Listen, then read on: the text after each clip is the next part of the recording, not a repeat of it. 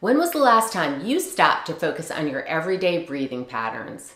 Since it's not something we need to focus on, it's easy to overlook the connection between healthy breathing and everything from our ability to focus, to our energy levels, to the way we feel. Especially in today's forward-leaning society, where we spend so much time slouched over our phones, working at our desks, or driving, it's easy to fall into habits that restrict our ability to breathe optimally, which is why I developed the 5 Ps for optimal breathing. These 5 simple steps let you incorporate healthy breathing habits into your day, anytime, anywhere, in 2 minutes or less. So right now I'd like to explain and demonstrate the 5 Ps to you, and then we can do it together.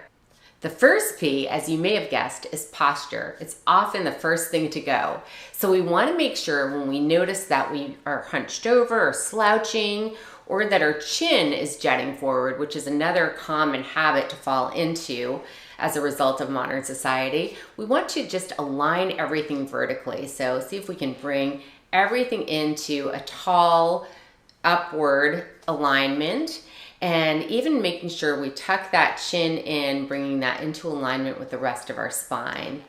Another common pattern is shoulder creep. So throughout the day, as we feel tension or stress, we start moving our shoulders closer to our ears, and this is where we end up holding a lot of tension.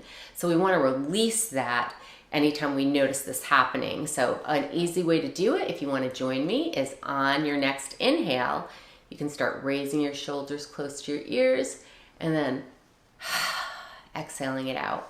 So one more time on the inhale, bringing the shoulders up and letting that go. So that is good breathing posture. Also, we want to open up our collarbones so we can engage the shoulder blades slightly in the back, so we really are actively pulling those shoulders back and down. This is another way to keep that musculature strong. So we want to make sure anytime we notice that we come into that good breathing posture of aligned spine, shoulders open and down. The second P is passage. So we have 2 choices. We can breathe through our nose or through our mouth. And when we notice that we're breathing through our mouth, we want to switch to nasal breathing for a number of different reasons.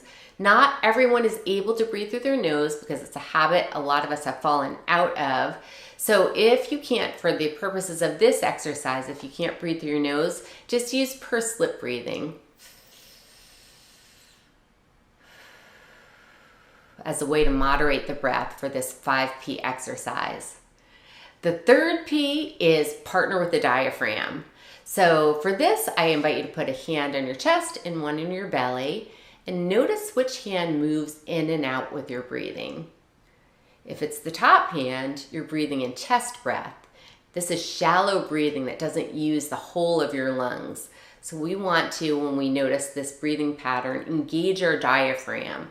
And using your belly to breathe in and out is a good way to engage it. Now, of course, we're not using our belly, but we're moving our belly out on the in-breath and drawing it in toward the spine on the exhale. And this is engaging the diaphragm. Belly breathing is diaphragmatic breathing. So that's the third P. The fourth P is pace.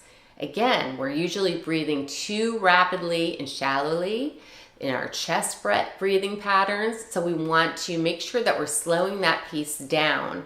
The optimal breathing pace is 6 breaths a minute, but that equates to about 5 counts in and 5 counts out. So we want to match the inhale and exhale, slow it down to a count of 5 if you can. If not, moderate based on your needs. So if you need to breathe faster or slower, just go at the pace that's comfortable for you, being mindful of breathing more slowly than usual.